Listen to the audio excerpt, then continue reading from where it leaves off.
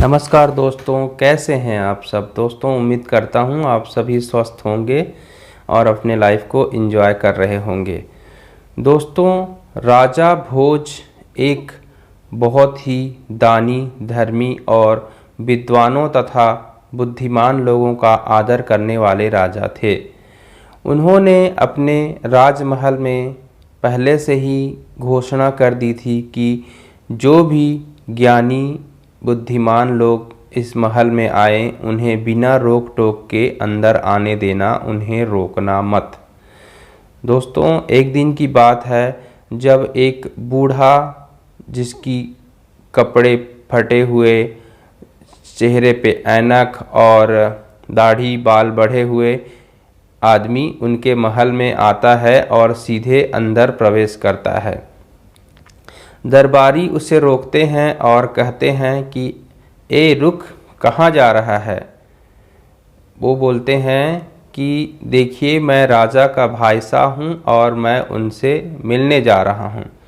दरबारी इस पर बोले, क्यों हमें बेवकूफ़ बनाता है।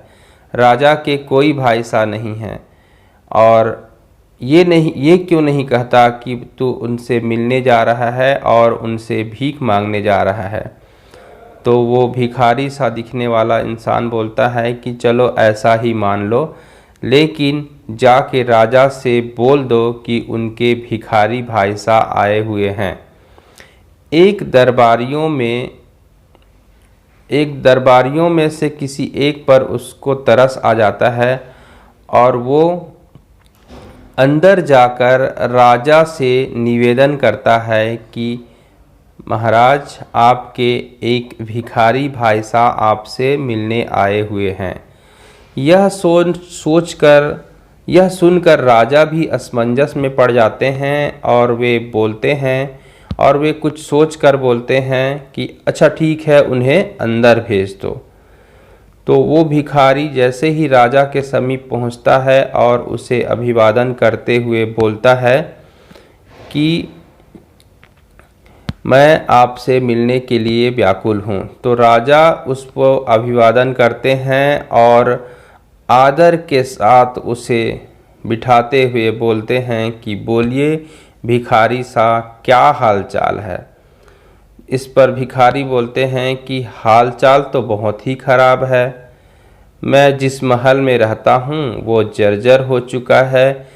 जो मेरे 32 नौकर चाकर थे वे भी अब एक एक करके मेरा साथ छोड़ चुके हैं और जो 5 रानियां थीं वे भी अब मेरे कोई काम की नहीं और वे मेरी सेवा चाकरी करने में असमर्थ हैं। अब तुम ही मेरी मदद कर दो। ऐसा अनुग्रह वो राजा से करते हैं।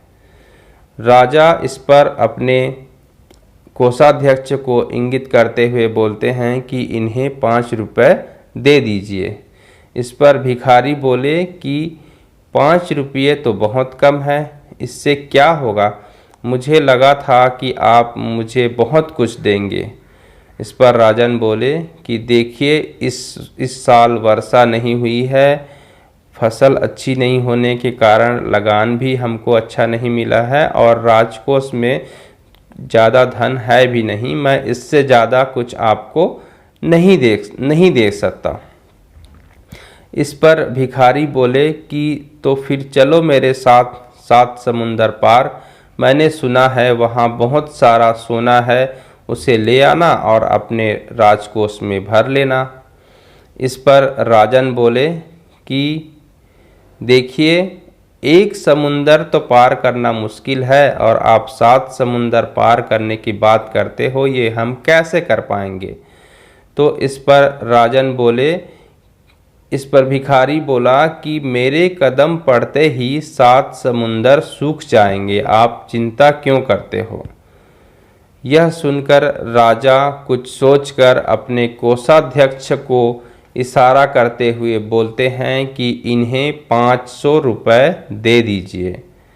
इस पर कोषाध्यक्ष उन्हें 500 रुपये देते हैं और वह भिखारी उन्हें लेकर चलता बना।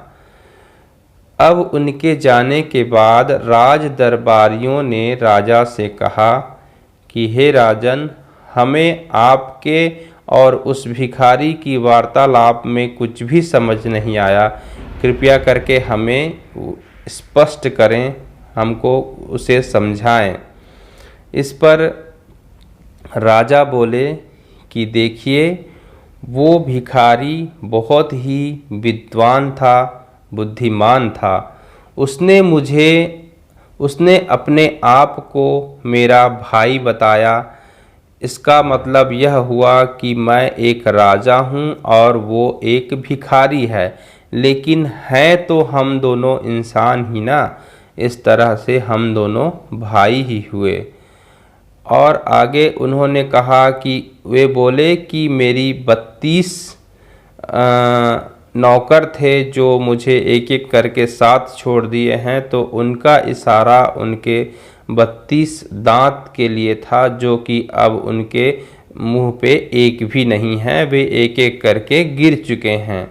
और 5 इंद्रियों की बात करते हुए उन्होंने इस ओर इशारा किया कि 5 रानियों की बात करते हुए उन्होंने इस ओर इशारा किया कि वे 5 इंद्रियां उसकी रानियां थीं, जो अब उसके कोई काम की नहीं हैं। उसकी मृत्यु किसी भी वक्त हो सकती है। इस पर राजा और आगे बोले कि उन्होंने एक बात और कही थी कि मेरे कदम पड़ते ही 7 समुंदर सूख जाएंगे, और मैंने देखा कि उसके कदम पड़ते ही हमारे राजकोष खाली हो गए। इस तरह से मैंने उन्हें 500 रुपये दिए और उन्हें विदा कर दिया था। इस पर उसके राज दरबारियों ने राजा की खूब प्रशंसा की और बोले कि आज हमें पता चला कि हमारे राजन कितने विद्वान और समय का ध्यान रखने वाले राजा हैं, और वे उनकी प्रशंसा करते हैं। तो दोस्तों, यह थी एक कहानी जो राजा भोज के टाइम से जुड़ी थी, उनके राज शासन से जुड़ी थी। और इससे हमें भी यह शिक्षा मिलती है कि क्यों न हम अलग अलग ओहदे से ताल्लुक़ रखते हैं, कोई अमीर है, कोई गरीब है, लेकिन हैं तो हम इंसान ही ना। हमें एक इंसान होकर हमें इंसान से कभी भी घृणा नहीं करनी चाहिए।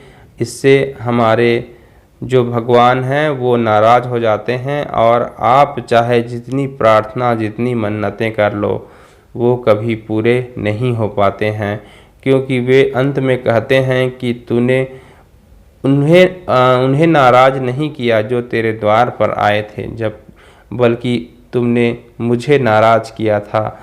और इस तरह से वे हमसे रुष्ट रहते हैं और हमारी अभीष्ट इच्छा पूरी नहीं होती है। तो दोस्तों, ये थी राजा भोज और एक भिखारी की कहानी।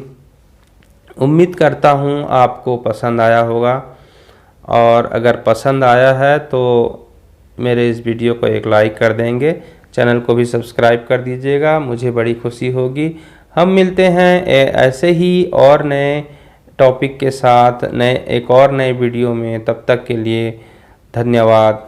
खुश रहिए, खुशियाँ बांटते रहिए और हमेशा मुस्कुराते रहिए।